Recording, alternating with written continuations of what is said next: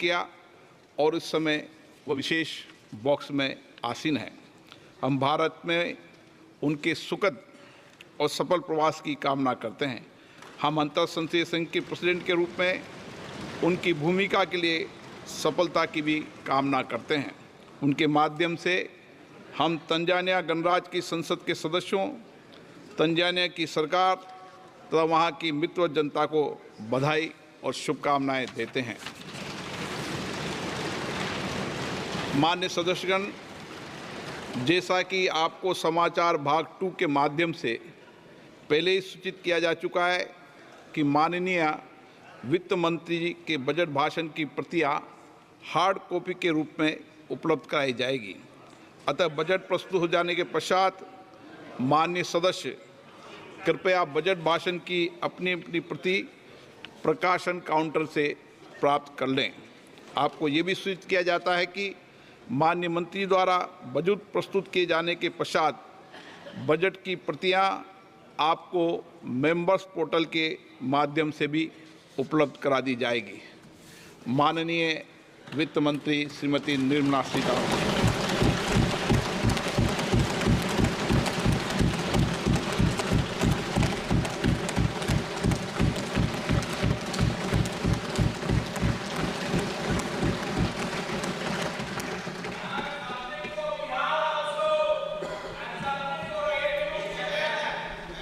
Honorable Speaker, I present the budget for 24-25. Introduction. The people of India have reposed their faith in the government led by Honorable Prime Minister Shri Narendra Modi and re-elected it for a historic third term under his leadership.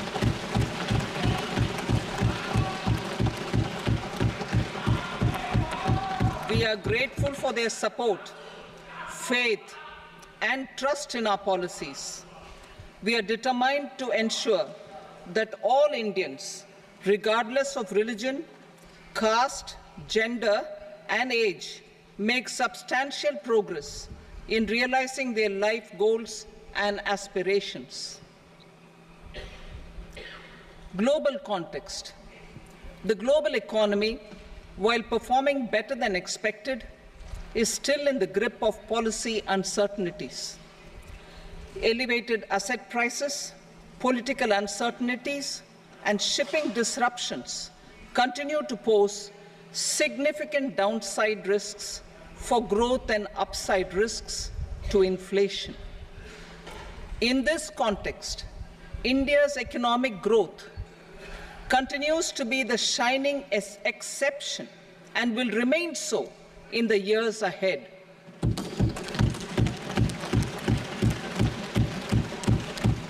India's inflation continues to be low, stable, and moving towards the 4% target. Core inflation, that is non-food and non-fuel, currently is 3.1%. Steps are being taken to ensure supplies of perishable goods reach markets adequately. Interim budget. As mentioned in the interim budget, we need to focus on 4 major castes, namely the Garib, Mahilaye, Yuva, and Annadata, the poor, women, youth, and the farmer. For Annadata, we announced higher minimum support prices a month ago for all major crops, delivering on the promise of at least a 50% margin over costs.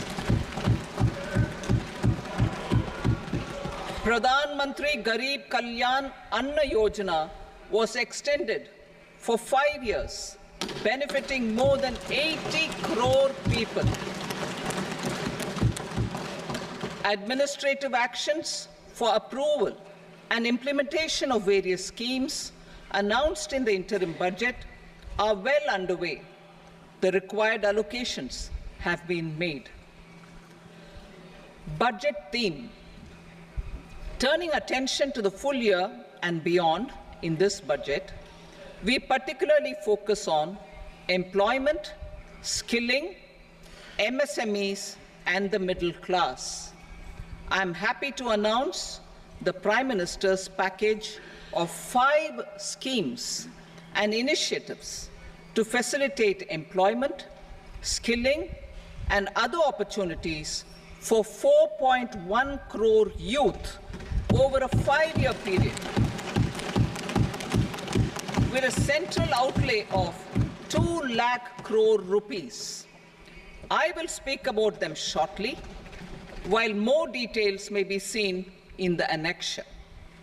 This year, I've made a provision of 1.48 lakh rupees, 1.48 lakh crore rupees for education, employment, and skilling. Budget priorities. The people have given a unique opportunity to our government to take the country on the path of strong development and an all-round prosperity. In the interim budget, we promise to present a detailed roadmap for our pursuit of Vikasit Bharat. In line with the strategy set out in the interim budget, this budget envisages sustained efforts on the following 9 priorities for generating ample opportunities for all. Number 1, productivity and resilience in agriculture. Number 2, employment and skilling. Number 3, inclusive human resource development and social justice. 4, manufacturing and services. 5, urban development. 6, energy security. 7, infrastructure. 8, innovation, research and development. And 9, next generation reforms. Subsequent budgets will build on these and add more priorities and actions. A more detailed formulation will be carried out as part of the economic policy framework, about which I will speak later in this speech. This budget details some of the specific actions to be initiated in the current year towards fulfillment of these priorities, with potential for transformative changes. The budget also covers some of the previously made announcements, with intent to strengthen them and step up their implementation for expediting our journey towards the goal of Vikasit Bharat. Priority 1, productivity and resilience in agriculture. Transforming agricultural research. Our government will undertake a comprehensive review of the agricultural research setup to bring the focus on raising productivity and developing climate-resilient varieties. Funding will be provided in challenge mode, including to the private sector. Domain experts, both from the government and outside, will oversee the conduct of such research. Release of new varieties. New 109 high-yielding and climate-resilient varieties of 32 field and horticultural crops will be released for cultivation by farmers. Natural farming.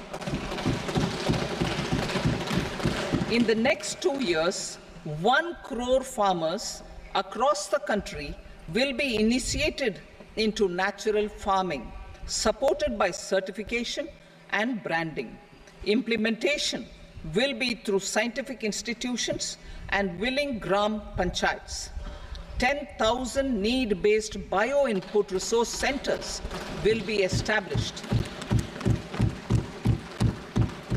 Missions for pulses and oil seeds.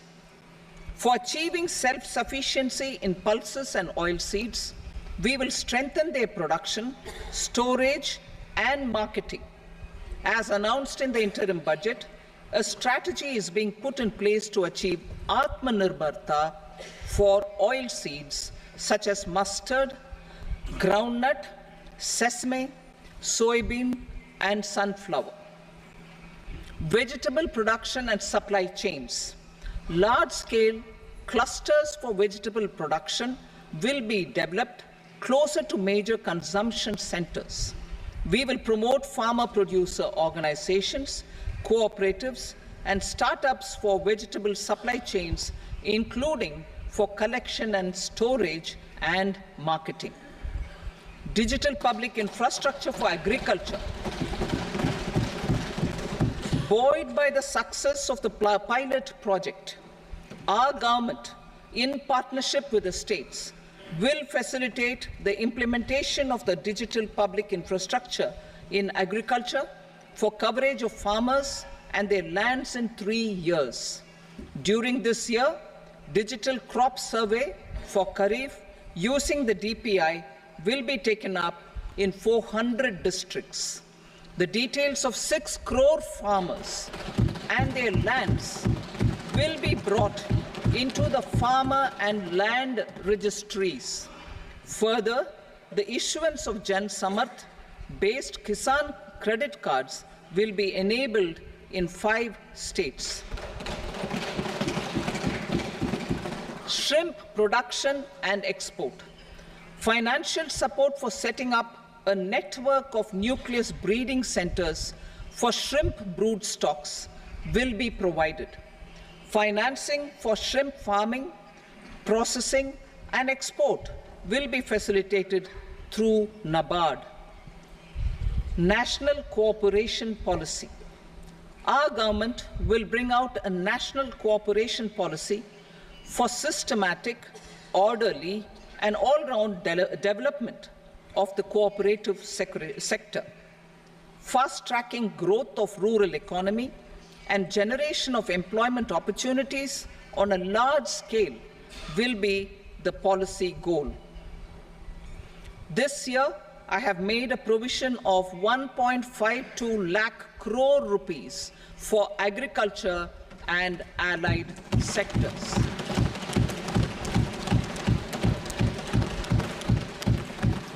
Priority 2, employment and skilling. Employment-linked incentive.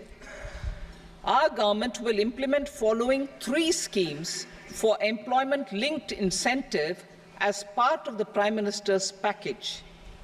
These will be based on enrollment in the EPFO and focus on recognition of first-time employees and support to employees and employers. Scheme A, first-timers. This scheme will provide 1 month wage to all persons newly entering the workforce in all formal sectors.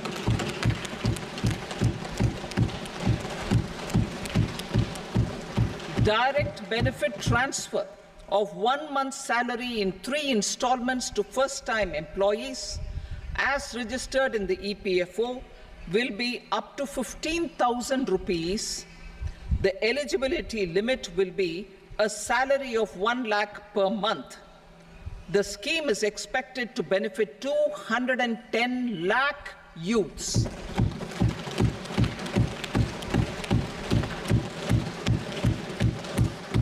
Scheme B, job creation in manufacturing. This scheme will incentivize additional employment in the manufacturing sector linked to the employment of first-time employees. An incentive will be provided at specified scale directly both to the employee and the employer with respect to their EPFO contribution in the first 4 years of employment. The scheme is expected to benefit 30 lakh youth entering employment and their employers.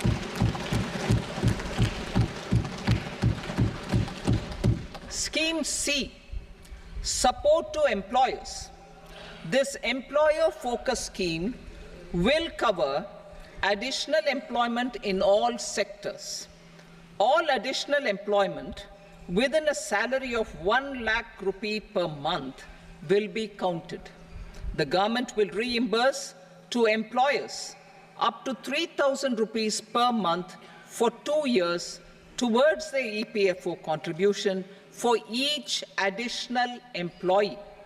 The scheme is expected to incentivize additional employment of 50 lakh persons.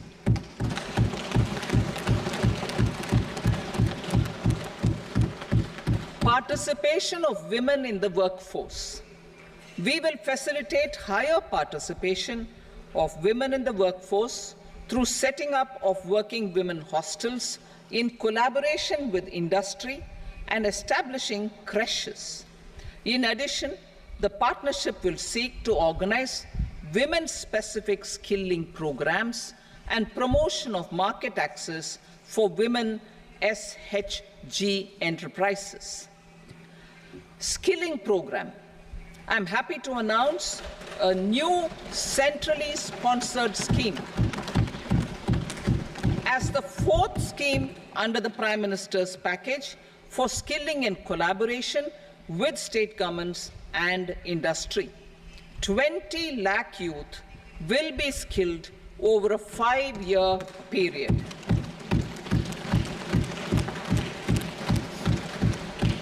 "1,000 industrial training institutes will be upgraded in hub and spoke arrangements with outcome orientation. Course content and design will be aligned to the skill needs of industry, and new courses will be introduced for emerging needs." Skilling loans. The model skill loan scheme will be revised to facilitate loans up to 7.5 lakh rupees with a guarantee from a government-promoted fund. This measure is expected to help 25,000 students every year.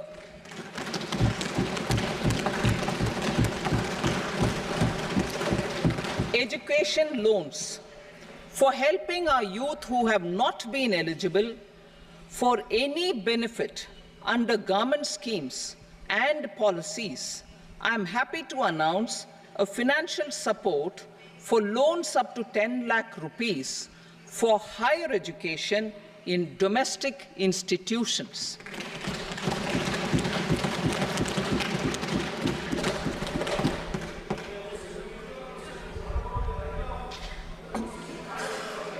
E-vouchers for this purpose.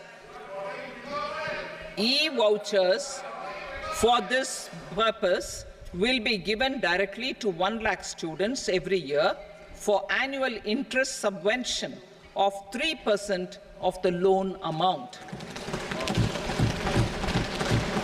Priority 3, inclusive human resource development and social justice. Saturation approach.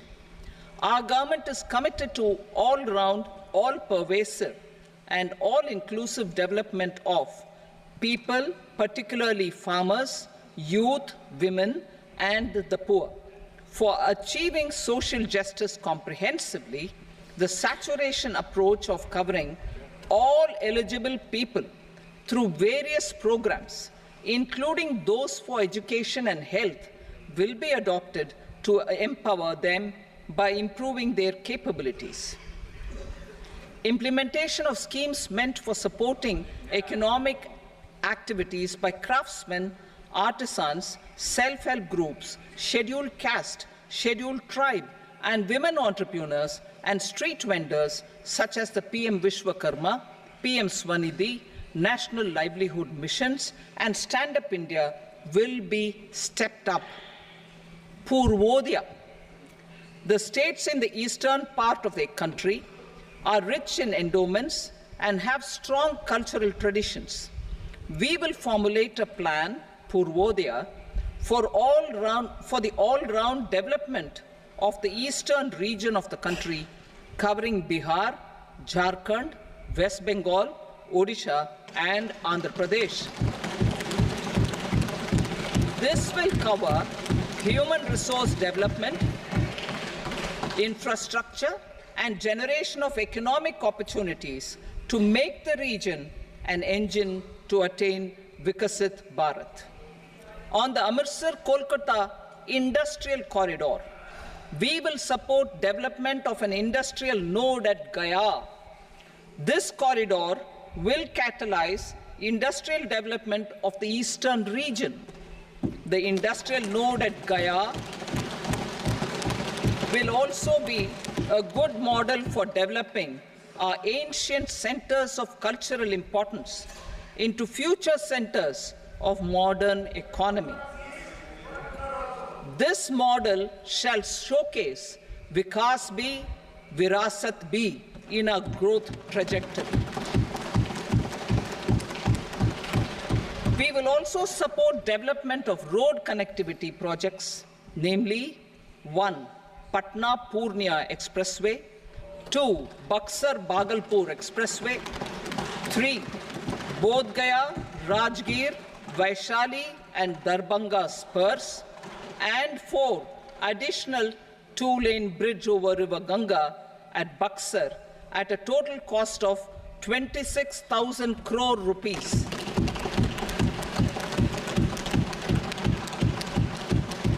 Power projects, including setting up of a new 2,400 megawatt power plant at Pir Painti, will be taken up at a cost of 21,400 crore rupees. New airports, medical colleges, and sports infrastructure in Bihar will be constructed.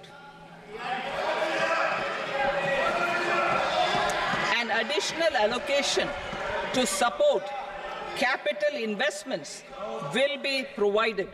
The requests of Bihar government for external assistance from multilateral development banks will be expedited.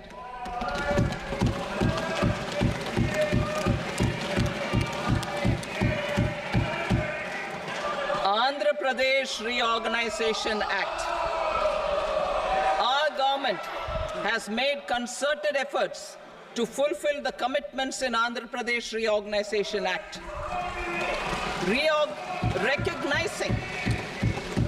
Recognizing the state's need for the capital, recognizing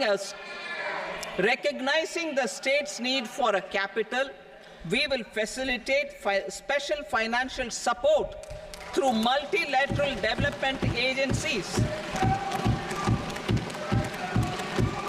In the current financial year, 15,000 crore rupees will be arranged with additional amounts in future years.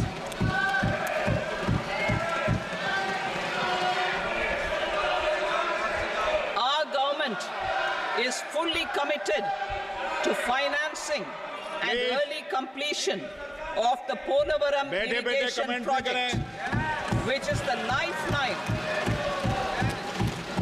the lifeline for Andhra Pradesh and its farmers. This will facilitate our country's food security as well. Under the Andhra Pradesh Reorganization Act, for promoting industrial development, funds will be provided for essential infrastructure such as water, power, railways, and roads in Kopparthi node on the Visakhapatnam-Chennai industrial corridor and Varavakal node on the Hyderabad-Bengaluru industrial corridor. An additional allocation will be provided this year towards capital investment for economic growth. Grants for backward regions of Rayalaseema, Prakasham, North Coastal Andhra, as stated in the Act, will be provided. PM Awas Yojana. 3 crore additional houses under the PM Awas Yojana in rural and urban areas in the country have been announced, for which the necessary allocations are being made. Women-led development. For promoting women-led development, the budget carries an allocation of more than 3 lakh crore for schemes benefiting women and girls. This signals our government's commitment for enhancing women's role in economic development. Pradhan Mantri Janjatiya Unnat Gram Abhiyan, for improving the socio-economic condition of tribal communities, we will launch the Pradhan Mantri Janjatiya Unnat Gram Abhiyan by adopting saturation coverage for tribal families in tribal majority villages and aspirational districts.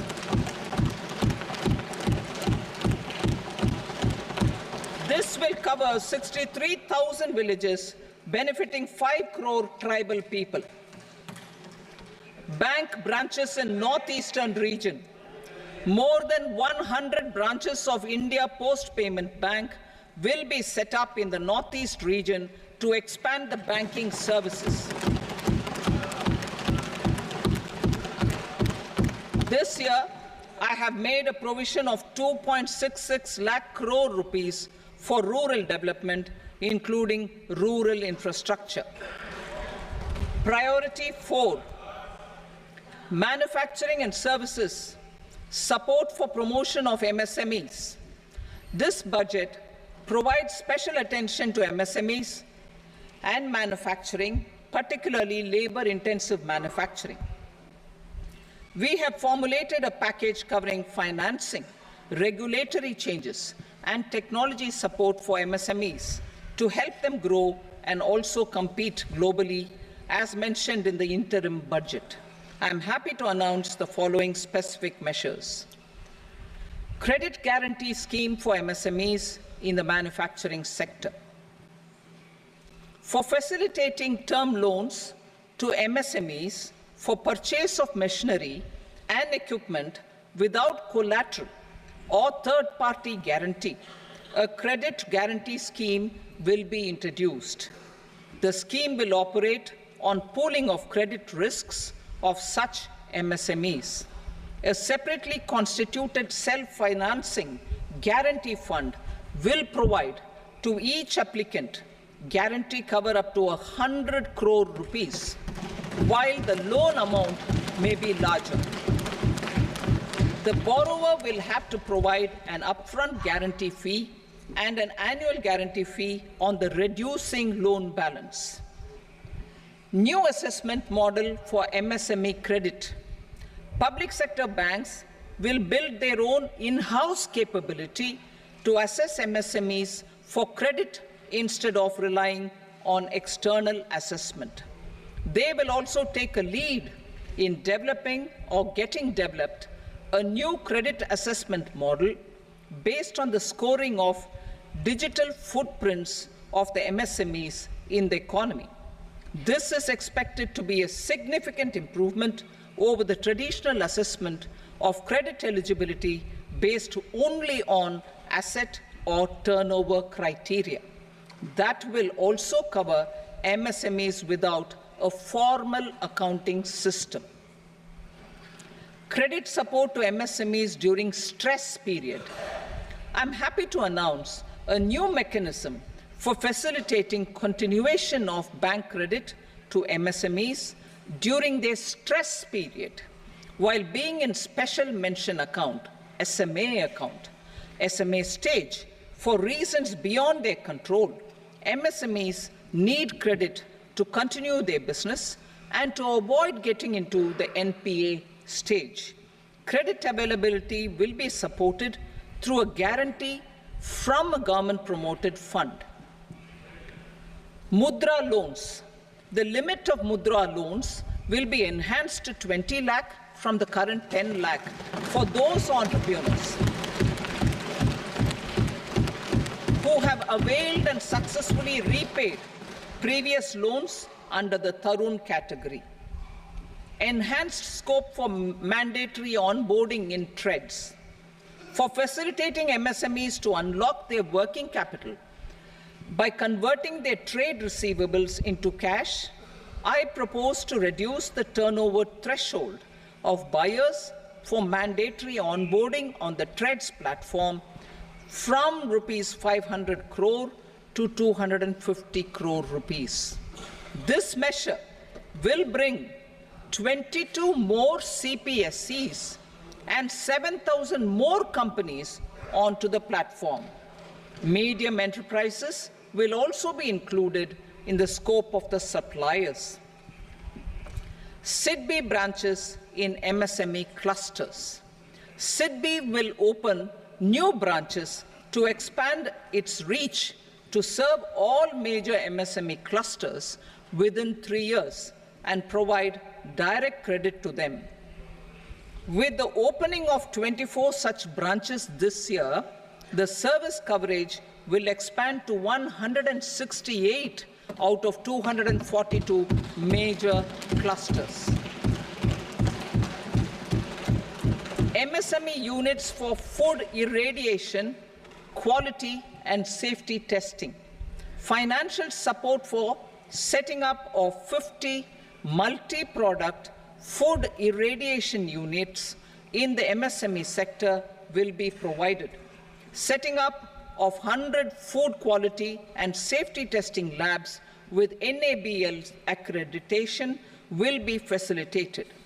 E-commerce export hubs. To enable MSMEs and traditional artisans to sell their products in international markets, e-commerce export hubs will be set up in public-private partnership mode. These hubs, under a seamless regulatory and logistic framework, will facilitate trade and export-related services under one roof. Measures for promotion of manufacturing and services. Internship in top companies. As the fifth scheme under Prime Minister's package, our government will launch a comprehensive scheme for providing internship opportunities in 500 top companies to 1 crore youth in 5 years. They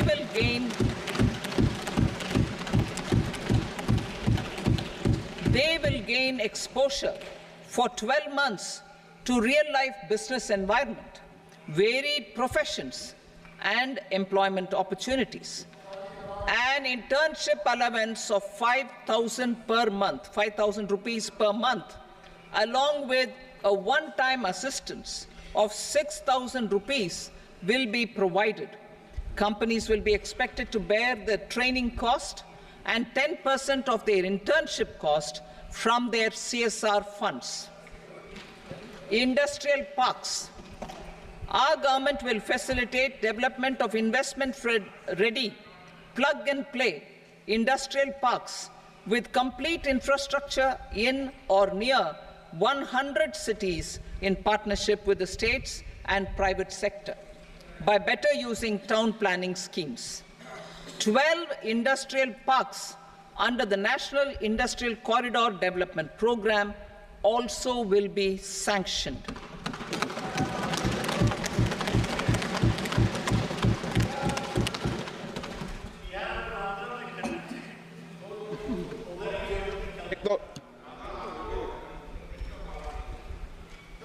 Veggie member, no, please, Patty.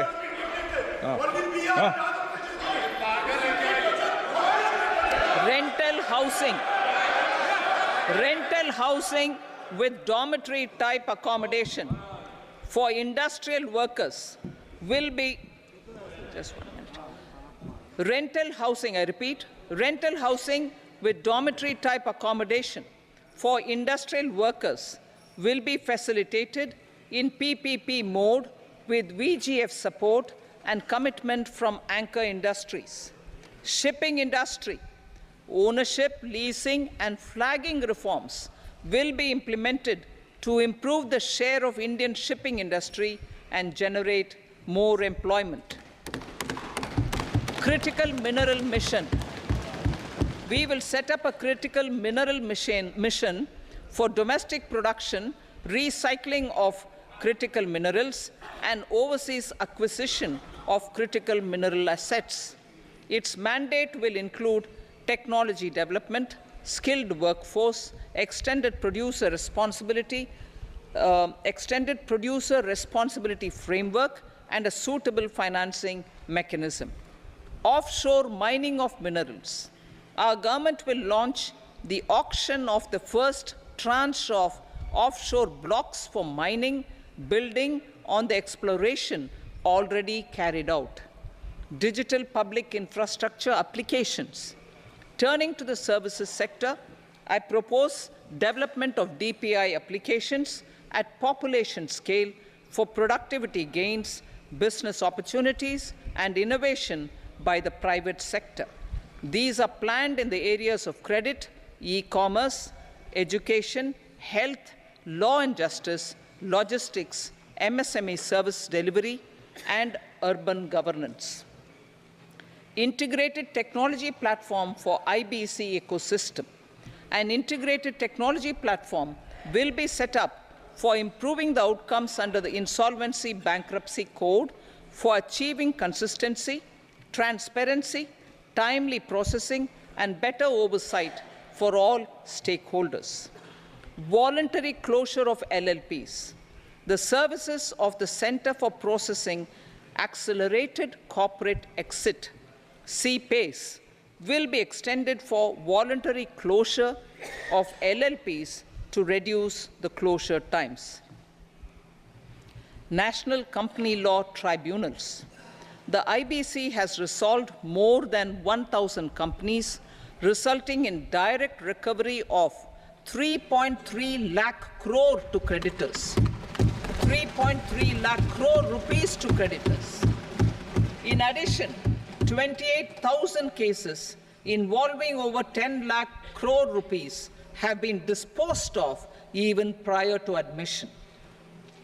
Appropriate changes to the IBC, reforms and strengthening of the tribunal and appellate tribunals will be initiated to speed up insolvency resolution. Additional tribunals will be established. Out of those, some will be notified to decide cases exclusively under the Companies Act. Debt recovery. Steps for reforming and strengthening debt recovery tribunals will be taken. Additional tribunals will be established to speed up recovery. Priority 5, urban development. Cities as growth hubs. Working with states, our government will facilitate development of cities as growth hubs. This will be achieved through economic and transit planning and orderly development of peri-urban areas utilizing town planning schemes. Creative redevelopment of cities. For creative brownfield redevelopment of existing cities with a transformative impact, our government will formulate a framework for enabling policies, market-based mechanisms, and regulation. Transit-oriented development. Transit-oriented development plans for 14 large cities with a population above 30 lakh will be formulated, along with an implementation and financing strategy. Urban housing. Under the PM Awas Yojana, Urban 2.0, housing needs of 1 crore urban poor and middle-class families will be addressed with an investment of 10 lakh crore rupees. This will include the central assistance of 2.2 lakh crore rupees in the next 5 years. A provision of interest subsidy to facilitate loans at affordable rates is also envisaged. In addition, enabling policies and regulations for efficient and transparent rental housing markets with enhanced availability will also be put in place. Water supply and sanitation.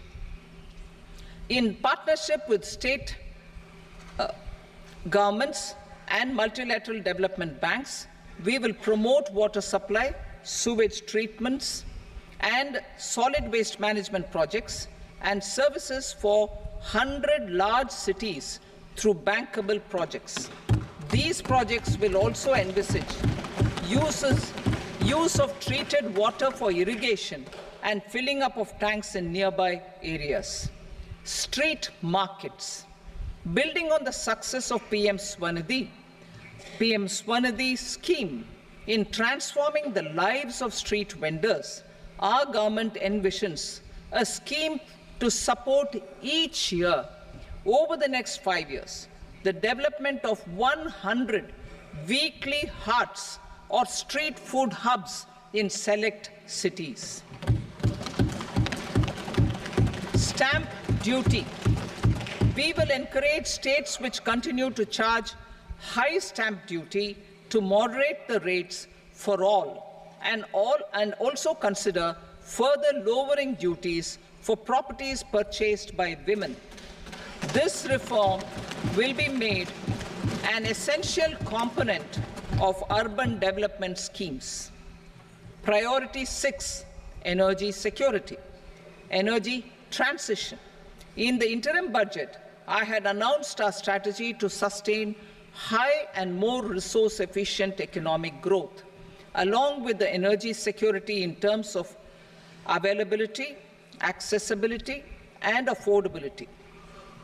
We will bring out a policy document on appropriate energy transition pathways that balances the imperatives of employment, growth, and environmental sustainability.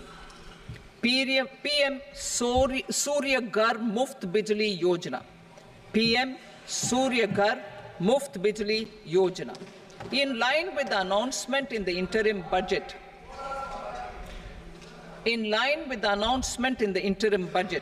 PM Surya Ghar Muft Bijli Yojana has been launched to install rooftop solar plants to enable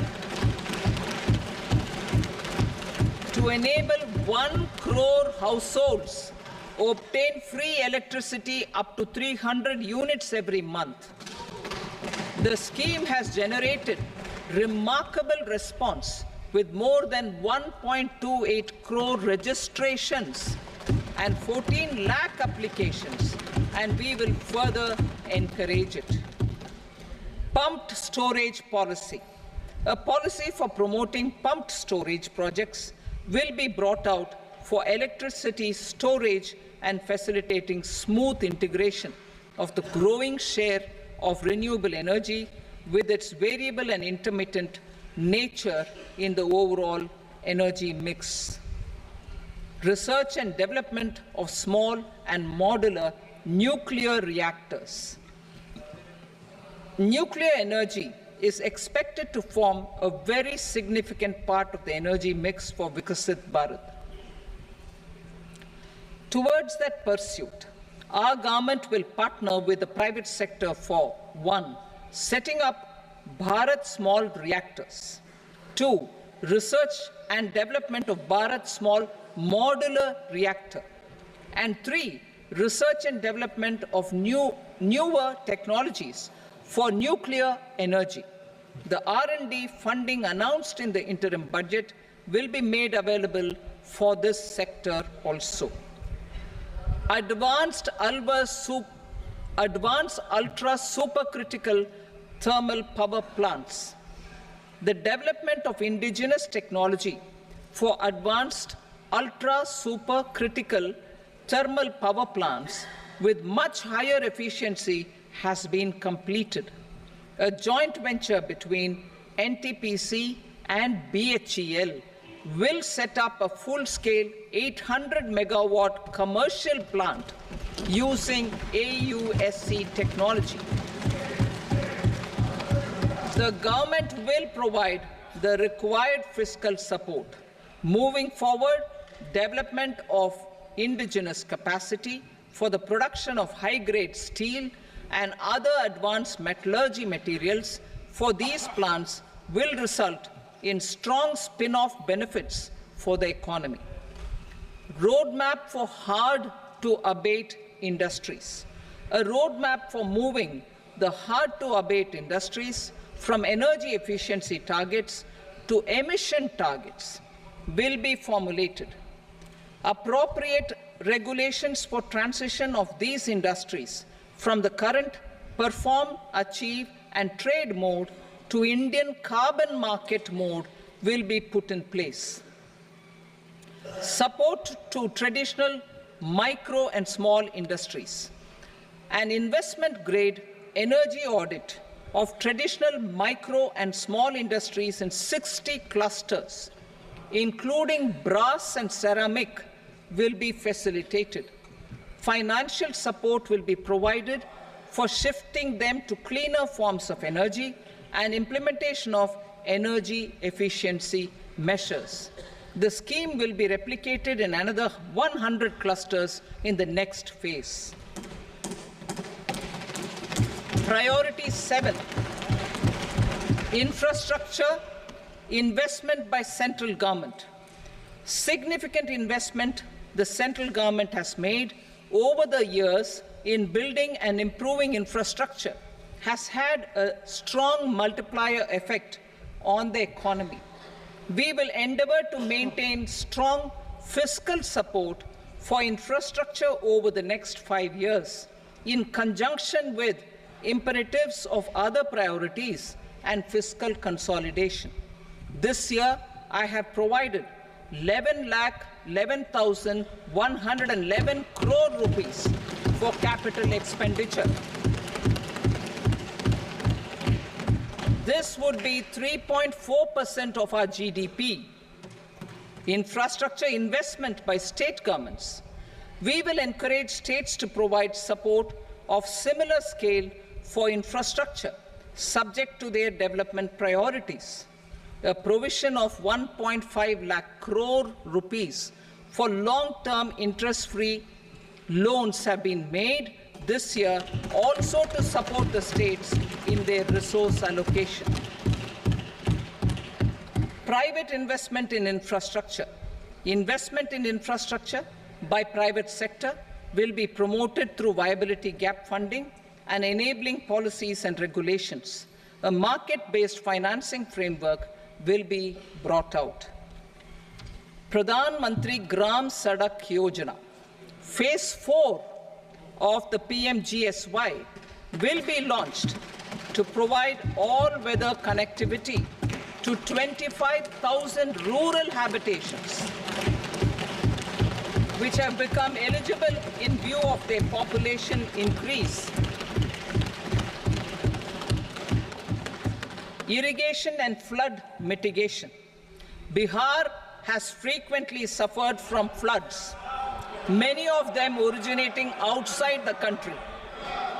Plans to build flood control structures in Nepal are yet to progress.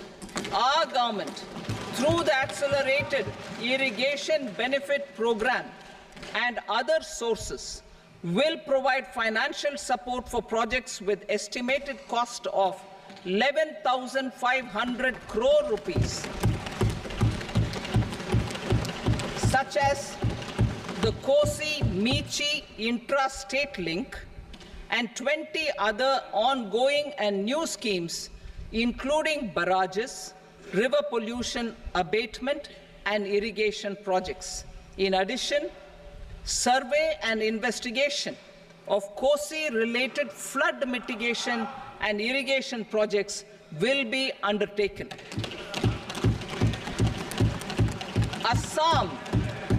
Assam grapples with floods every year by the Brahmaputra River and its tributaries originating outside India. We will provide assistance to Assam for flood management and related projects.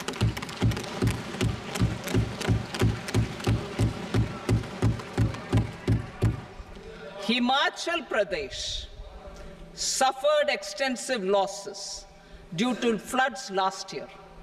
Our government will provide assistance to the state for reconstruction and rehabilitation through multilateral development assistance.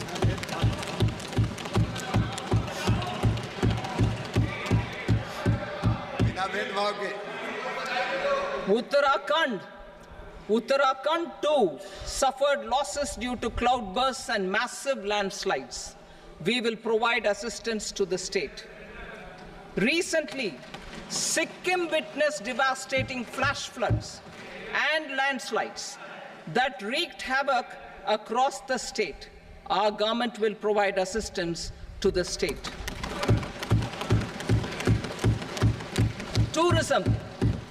tourism has always been a part of our civilization. Our efforts in positioning India as a global tourist destination will also create jobs, stimulate investments, and unlock economic opportunities for other sectors. In addition to the measures outlined in the interim budget, I propose the following measures. Vishnupad Temple at Gaya and Mahabodhi Temple at Bodh Gaya in Bihar are of immense spiritual significance. Comprehensive development of Vishnupad Temple Corridor and Mahabodhi Temple Corridor will be supported, modeled on the successful Kashi Vishwanath Temple Corridor to transform them into world-class pilgrim and tourist destinations.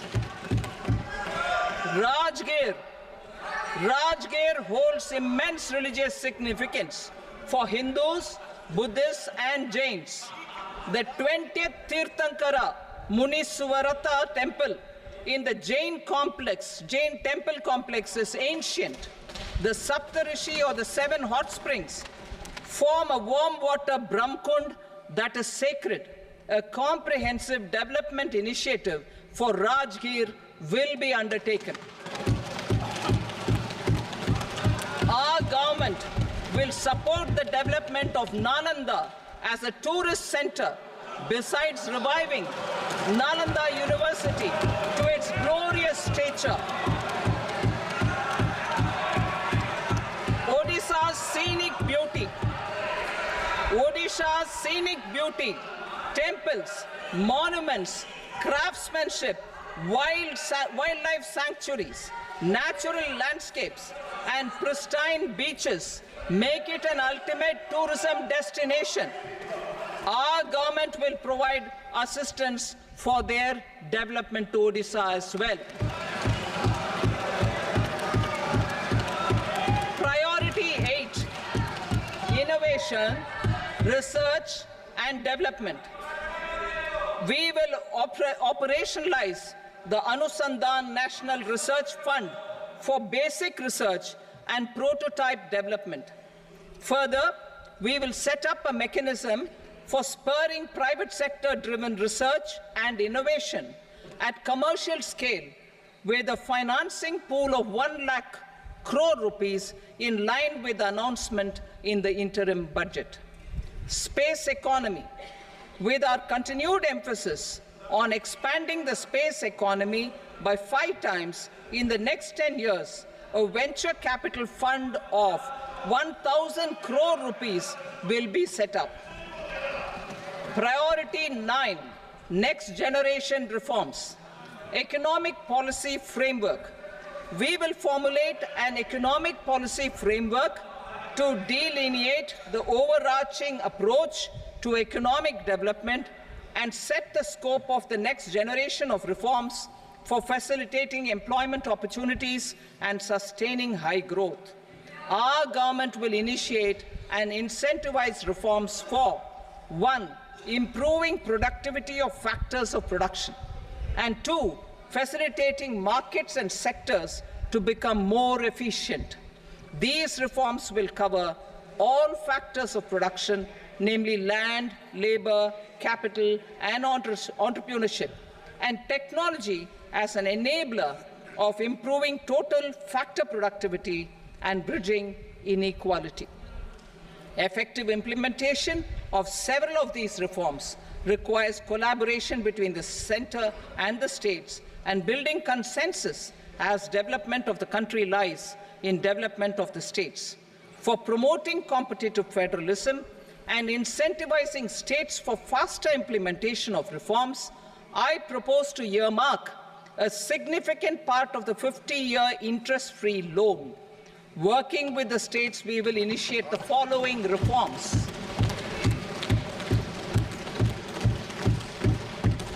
Land-related reforms and actions, both in the rural and urban areas, will cover land administration will cover 1. Land administration, planning and management, and 2. Urban planning usage and building bylaws.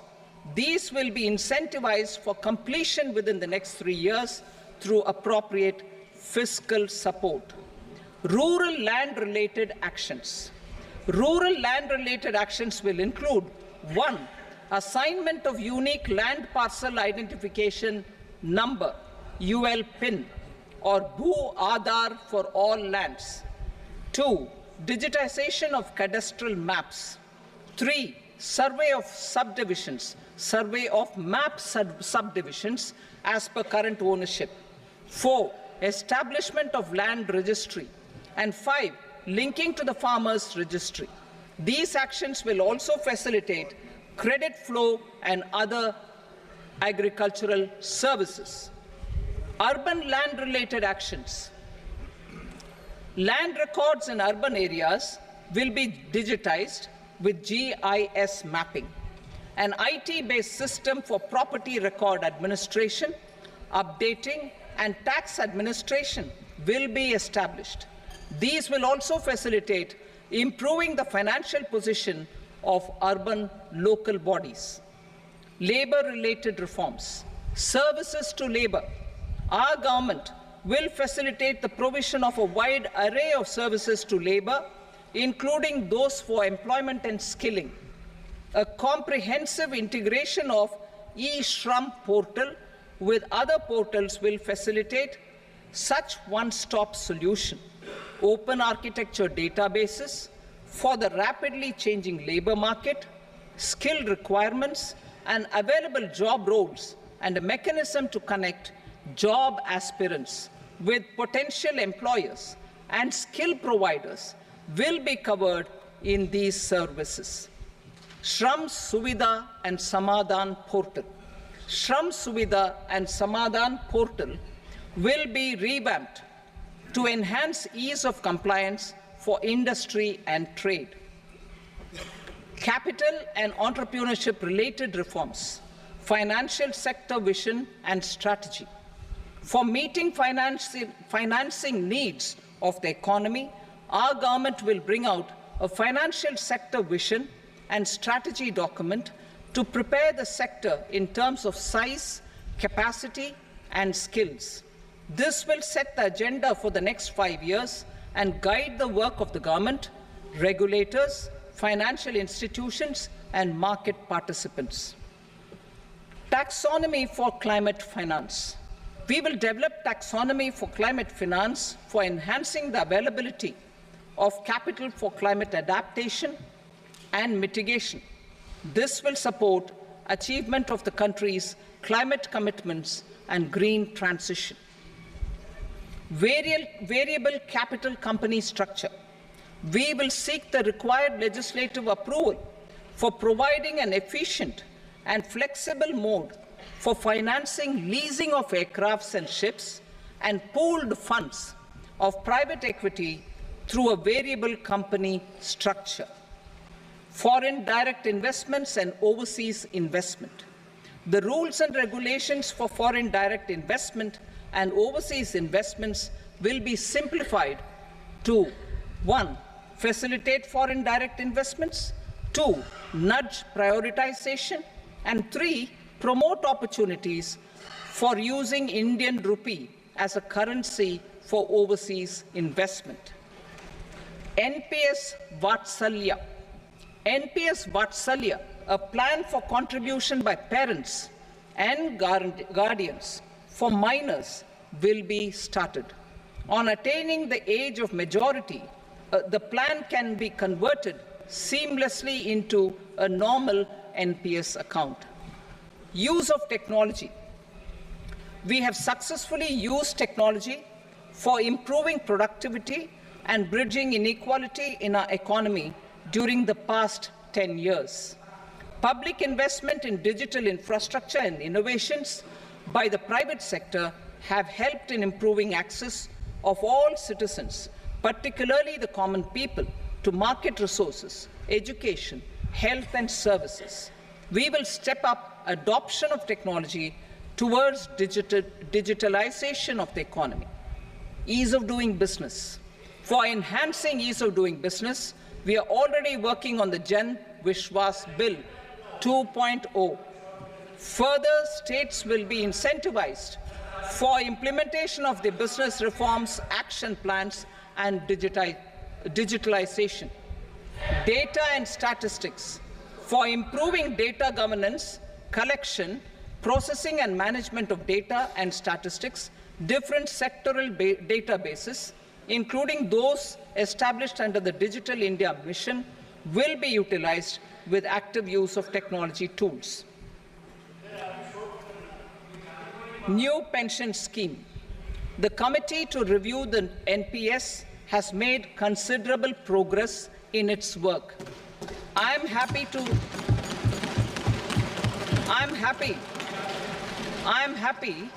that the staff side of the National Council of the Joint Consultative Machinery for Central Government Employees has taken a constructive approach. A solution will be evolved which addresses the relevant issues while maintaining fiscal prudence to protect the common citizens. Budget estimates for 24-25.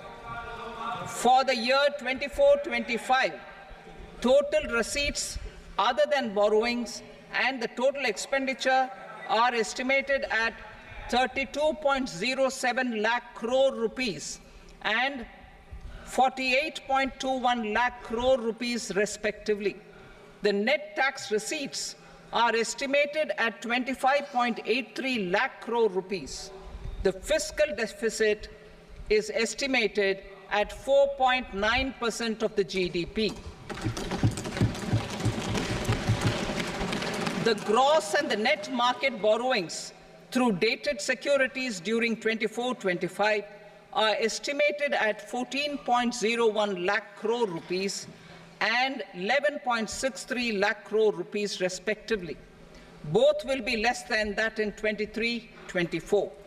The fiscal consolidation path announced by me in 2021 has served our economy very well, and we aim to reach the deficit below 4.5% next year. The government is committed to staying the course. From 2026-27 onwards, our endeavor will be to keep the fiscal deficit each year such that the central government's debt will be on a declining path as percentage of GDP. I will now move to Part B.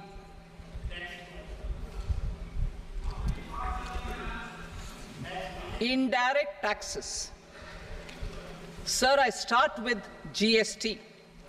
It has decreased tax incidence on the common man, reduced compliance burden and logistics cost for trade and industry, and enhanced revenues of the central and the state governments. It is a success of vast proportions. To multiply the benefits of GST, we will strive to further simplify and rationalize the tax structure and endeavor to expand it to the remaining sectors. My proposals for customs duties intend to support domestic manufacturing, deepen local value addition, promote export competitiveness, and simplify taxation while keeping the interest of the general public and consumers surmount. In Budget 22-23, we reduced the number of customs duty rates. I propose to undertake a comprehensive review of the rate structure over the next 6 months to rationalize and simplify it for ease of trade, removal of duty inversion, and reduction of disputes. I shall now take up sector-specific customs duty proposals. Medicine and medical equipments. To provide relief to cancer patients, I propose to fully exempt 3 more medicines from customs duties.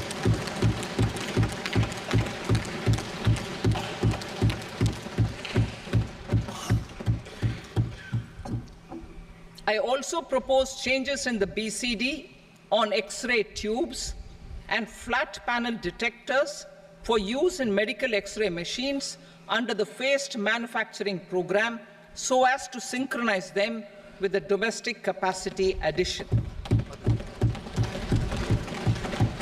Mobile phone and related parts. With a threefold increase in domestic production and almost a 100-fold jump in exports of mobile phones over the last 6 years, the Indian mobile industry has matured. In the interest of consumers, I now propose to reduce the BCD on mobile phone, mobile PCBA, and mobile charger to 15%. Critical minerals. Minerals such as lithium, copper, cobalt, and rare earth elements are critical for sectors like nuclear energy, renewable energy, space, defense, telecommunications, and high-tech electronics. I propose to fully exempt customs duties on 25 critical minerals and reduce BCD on 2 of them. This will provide a major fillip to the processing and refining of such minerals and help secure their availability for these strategic and important sectors. Solar energy. Energy transition is critical in the fight against climate change. To support energy transition, I propose to expand the list of exempted capital goods for use in the manufacture of solar cells and panels in the country. Further, in view of sufficient domestic manufacturing capacity of solar gas, glass, and tinned copper interconnect, I propose not to extend the exemption of custom duties provided to them. Marine products. India's seafood exports in the last financial year touched an all-time high of more than 60,000 crores of rupees. Frozen shrimp accounted for about 2/3 of these exports.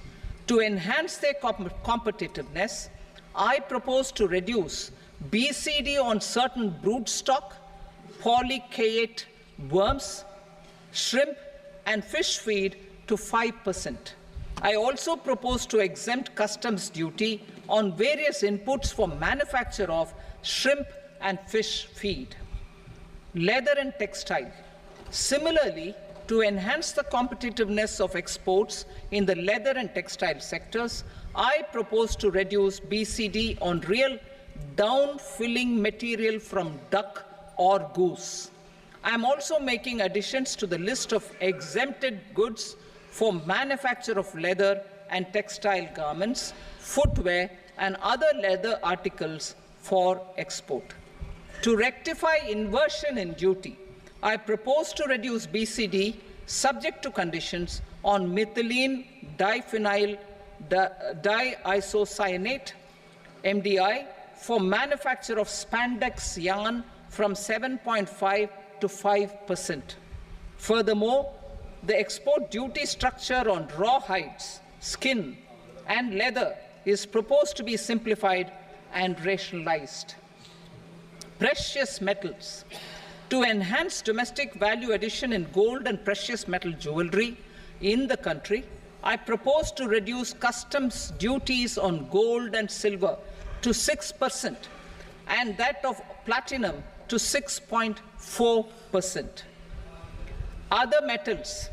Steel and copper are important raw materials.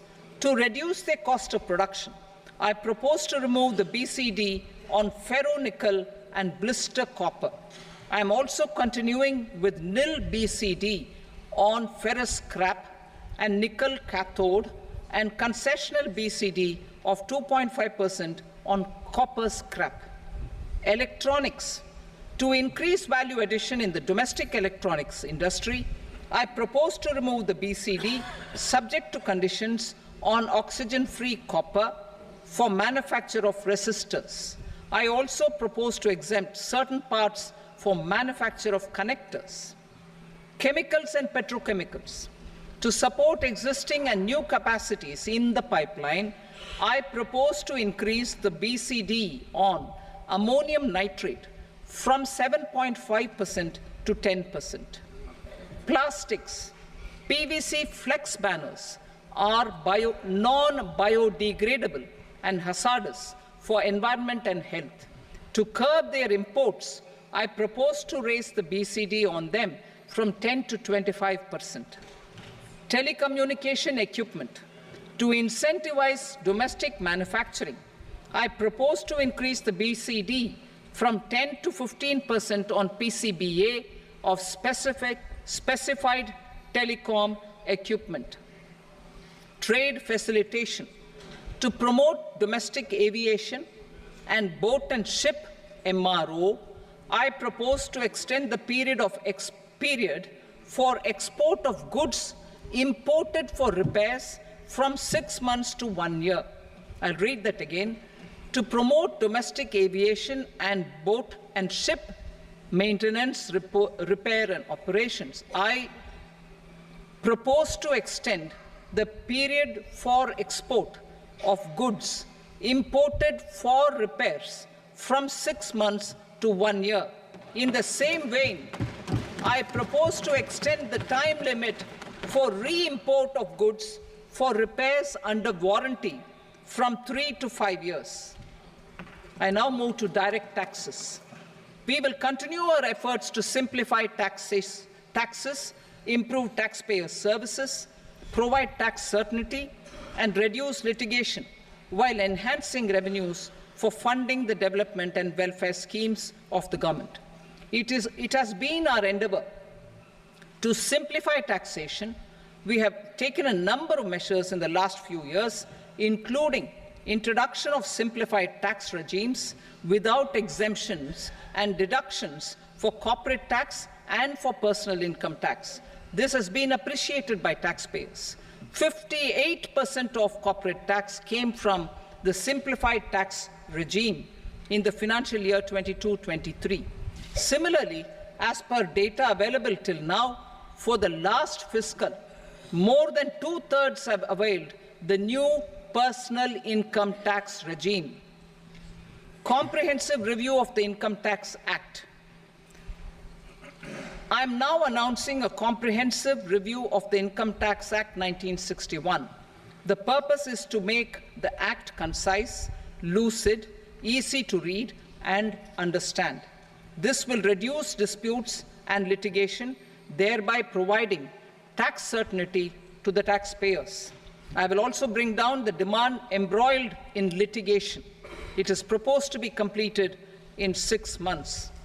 A beginning is being made in the Finance Bill by simplifying the tax regime for charities, TDS rate structures, provisions of reassessment and such provisions, and capital gains taxation. Simplification for charities and TDS. Two tax exemption regimes.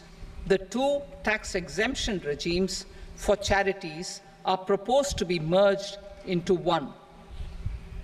The 5% TDS rate on many payments is being merged into the 2% TDS rate, and the 20% TDS rate on repurchase of units by mutual funds or UTI is being withdrawn. TDS rate on e-commerce operators is proposed to be reduced from 1 to 0.1%. Moreover, credit of TCS is proposed to be given in the TDS to be deducted on salary. Further, I propose to decriminalize delay for payment of TDS up to the due date of filing statement for the same. I also plan to provide a standard operating procedure for TDS defaults and simplify and rationalize the compounding guidelines for such defaults. Simplification of reassessment. I propose to thoroughly simplify the provisions for reopening and reassessment. An assessment hereinafter can be reopened beyond 3 years from the end of the assessment year only if the escaped income is 50 lakh rupees or more, up to a maximum period of 5 years from the end of the assessment year. Even in such cases, a time limit of 6 years before the year of the search, as against the existing time limit of 10 years is being proposed. This will reduce tax uncertainty and disputes. Simplification and rationalization of capital gains. Capital gains taxation is also proposed to be hugely simplified. Short-term gains on certain financial assets shall henceforth attract a tax rate of 20%, while that on all other financial assets and all non-financial assets shall continue to attract the applicable tax rate. Long-term gains on all financial and non-financial assets, on the other hand, will attract a tax rate of 12.5%. For the benefit of the lower and the middle income classes, I propose to increase the limit of exemption of capital gains on certain financial assets to 1.25 lakh rupees per year. Listed financial assets held for more than a year will be classified as long-term, while unlisted financial assets and all non-financial assets will have to be held for at least 2 years to be classified as long-term. Unlisted bonds and debentures, debt mutual funds, and market-linked debentures, irrespective of holding period, however, will attract tax on capital gains at applicable rates. Taxpayer services. All the major taxpayer services under GST and most services under customs and income tax have been digitalized. All remaining services of customs and income tax, including rectification and order giving effect to appellate orders, shall be digitalized and made paperless over the next 2 years. Litigation and appeals. While our concerted efforts to reduce pendency of appeals at various appellate fora are beginning to show good results, it will continue to engage our highest attention. To dispose of the backlog of first appeals, I plan to deploy more officers to hear and decide such appeals, especially those with large tax effect.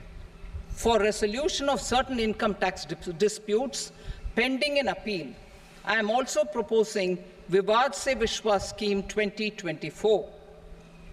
Further, I propose to increase monetary limits for filing appeals related to direct taxes, excise, and service tax in the tax tribunals, high courts, and Supreme Court to 60 lakh rupees, 2 crore rupees, and 5 crore respectively, with a view to reduce litigation and provide certainty in international taxation.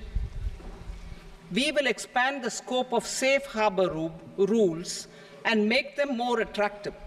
We will also streamline the transfer pricing assessment procedure. Employment and investment. I have a few proposals to promote investment and foster employment. First of all, to bolster the Indian startup ecosystem, boost the entrepreneurial spirit, and to support innovation, I propose to abolish the so-called angel tax for all classes of investors. Second, there is tremendous potential for cruise tourism in India. To give a fillip to this employment-generating industry, I am proposing a simpler tax regime for foreign shipping companies operating domestic cruises in the country. Third, India is a world leader in the diamond cutting and polishing industry, which employs a large number of skilled workers. To further promote the development of this sector, we would provide for safe harbor rates for foreign mining companies selling raw diamonds in the country. Fourth, to attract foreign capital for our development needs, I propose to reduce the corporate tax rate on foreign companies from 40 to 35%. Deepening the tax base. I have a couple of proposals for deepening the tax base. First, security transaction tax on futures and options of securities is proposed to be increased to 0.02% and 0.1% respectively. Second, for reasons of equity, I propose to tax income received on buyback of shares in the hands of recipients. Other proposals. To improve social security benefits, deduction of expenditure by employers towards NPS is proposed to be increased from 10 to 14% of the employee's salary. Similarly, deduction of this expenditure up to 14% of salary from the income of employees in private sector, public sector banks and undertakings opting for the new tax regime is proposed to be provided. Indian professionals working in multinationals get ESOPs and invest in social security schemes and other movable assets abroad. Non-reporting of such small foreign assets has penal consequences under the Black Money Act. Such non-reporting of movable assets up to 20 lakh rupees is proposed to be depenalized. Other major proposals in the finance bill relate to withdrawal of equalization levy of 2%, expansion of tax benefits to certain funds and entities in IFSCs, and immunity from penalty and prosecution to Benamidar on full and true disclosure so as to improve conviction under the Benami Transaction Prohibition Act 1988. Personal income tax. Coming to personal income tax rates, I have two announcements to make for those opting for the new tax regime. First, the standard deduction for salaried employees is proposed to be increased from 50,000 to 75,000 rupees.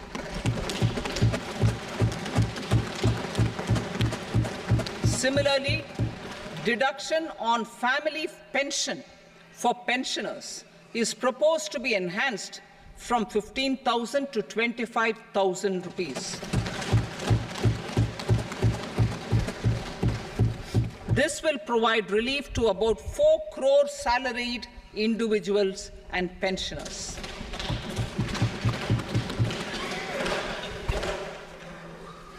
Second, in the new tax regime, the tax rate structure is proposed to be revised as follows. 0 to 3 lakh rupees, nil. 3 to 7 lakh rupees, 5%.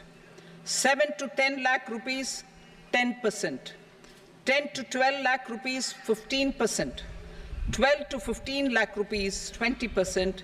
And above 15 lakh rupees, 30%. As a result of these changes, a salaried employee in the new tax regime stands to save up to 17,500 rupees in income tax.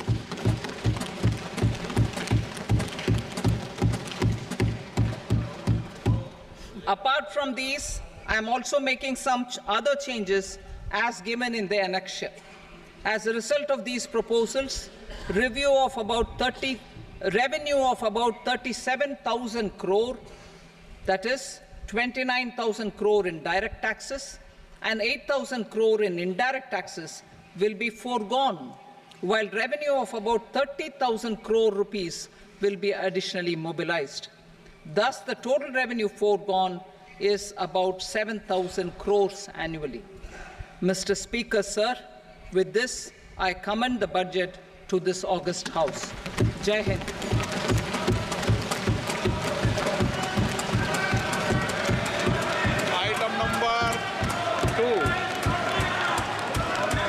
Item number 2.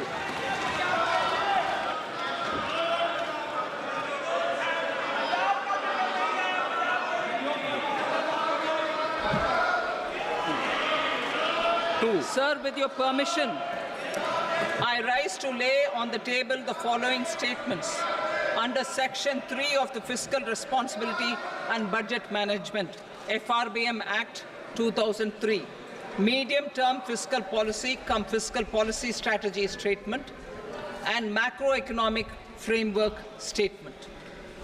Item number 3.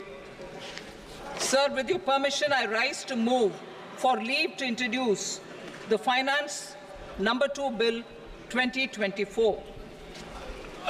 प्रश्न ये कि विधेयक को पुनर्स्थापित करने की अनुमति प्रदान की जाए।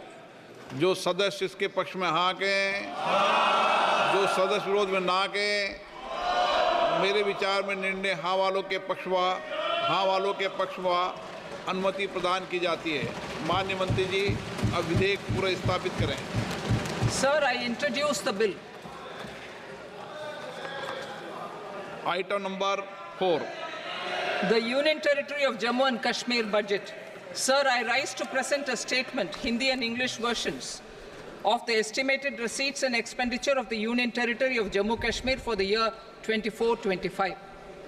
सभा की कार्रवाई कल बुधवार दिनांक 24 जुलाई 2024 को प्राप्त 11 बजे तक के लिए स्थगित की जाती है।